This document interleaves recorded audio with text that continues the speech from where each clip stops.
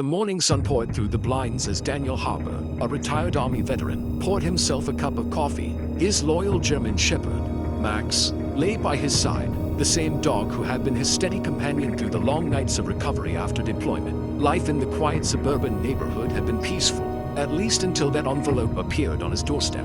It was from the HOA, bold letters in official tone. Inside was a notice demanding the removal of an unauthorized animal within 30 days. The letter cited neighborhood regulations against large or potentially aggressive breeds. But Max wasn't just any dog. He was Daniel's registered emotional support animal, trained to help him manage his PTSD. The words felt like a slap in the face. Another fight he hadn't chosen. The HOA president, a woman named Karen Mitchell, had always been particular about appearances.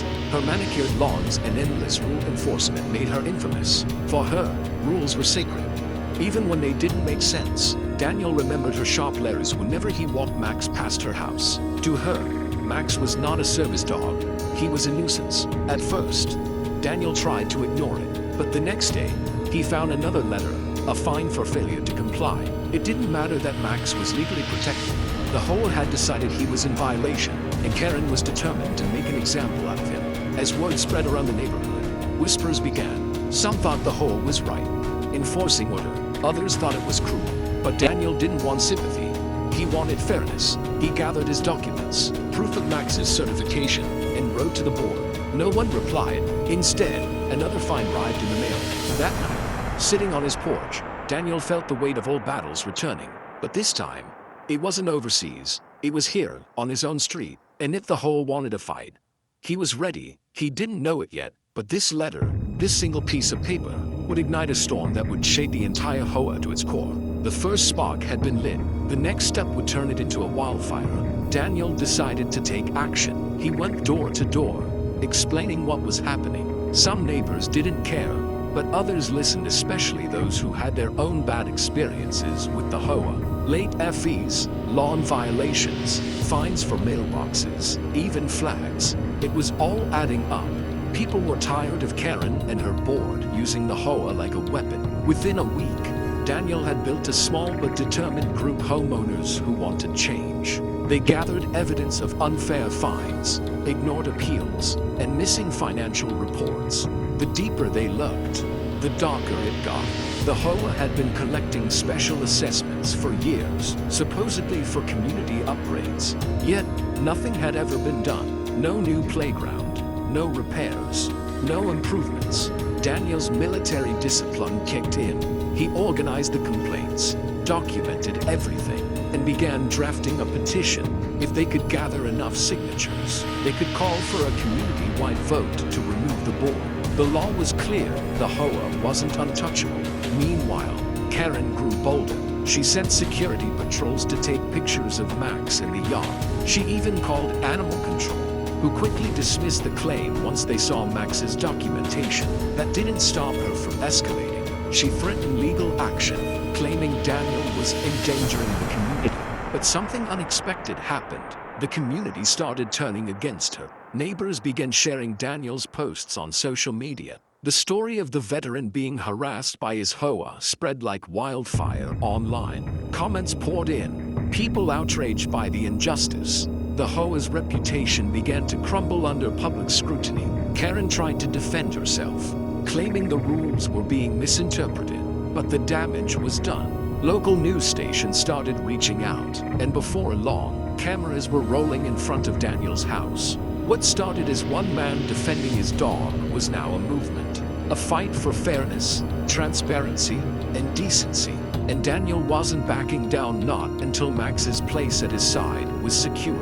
The HOA had drawn the battle lines, but Daniel wasn't fighting alone anymore. The petition hit its target faster than anyone expected. Within days, over 70% of homeowners had signed. It was enough to trigger a special meeting to vote on the HOA board's future. Karen tried to delay it, citing procedural errors, but the law was clear. The people had spoken. The meeting was tense. Neighbors filled the community center, some standing in the back, others holding printed copies of the viral article that had spread across local news outlets. Cameras were rolling again, capturing every moment. Karen stood at the front, her usual confidence gone, her smile forced. Daniel presented his evidence calmly. The ignored appeals, the misuse of funds, and the illegal targeting of a service animal. Each point was met with murmurs from the crowd. When he revealed that HOA funds had been spent on administrative bonuses for the board, the room erupted. For the first time, Karen couldn't control the narrative. Her supporters faded into silence as homeowners demanded answers. A vote was called. One by one, ballots dropped into the box. When the results were announced, it wasn't even close. The HOA board was dissolved. The community would operate under a new independent association, one built by the residents, for the residents. Karen quietly left the room as cameras flashed. Daniel looked down at Max, who sat patiently by his feet, tail wagging softly. The fight was over, and they had won. But even as relief settled in, Daniel knew this victory wasn't just his. It was for every neighbor who had been bullied, fined, or silenced. The HOA's power had crumbled because one man refused to bow. The tyrants had fallen, but their mess still had to be cleaned up, and Daniel was ready to lead the way. Weeks passed, and the neighborhood began to change. Without the oppressive rules, homeowners started breathing again. Yards bloomed with color, kids played in the streets, and laughter returned to a place once ruled by fear. A new community committee formed, open to everyone. Daniel was voted as chair, not because he saw power, but because people trusted him. The funds the old HOA hoarded were audited, revealing massive misuse. The money was returned, and a community park, the one promised for years, finally broke ground. Karen tried to appeal the vote, but the case was dismissed. Her name became synonymous with the downfall of a corrupt HOA. She eventually moved away, leaving behind nothing but a memory of control and bitterness. As for Daniel and Max, life went back to peace.